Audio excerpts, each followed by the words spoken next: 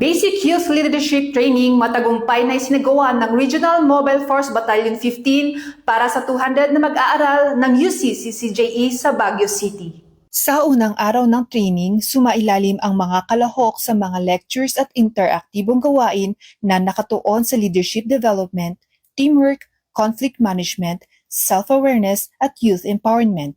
Layunin nito na mahubog ang mga kalahok sa pagiging disiplinado, responsable, service-oriented at future leaders na makatutulong sa pagpapaunlad ng bansa. Sa ikalawang araw, ang RMFP-15 ay nagsagawa ng sulat kamay. Ito ay naglalayong palawakin ang kamalayan ng mga kalahok tungkol sa panlilinlang ng mga teroristang grupo na New People's Army. Bilang pagpapakita ng suporta sa adhikain ng pamahalaan na kondenahin ang kasamaan ng mga teroristang grupo, ang mga kalahok ay voluntaryong pumirma sa sulat kamay tarpaulin bilang simbolo ng pagtuliksa sa nasabing grupo. Sa kabuuan, binigyang diin sa aktibidad ang kahalagahan ng civic responsibility, nation building at kaalaman ng mga kabataan sa mga issues na nakaaapekto sa pag-unlad ng bayan, lalong-lalo na ng panlilinlang ng mga teroristang grupo. Sa pagtatapos ng aktibidad ay hinikayat ang mga kalahok na magkaroon ng mapanuring pag-iisip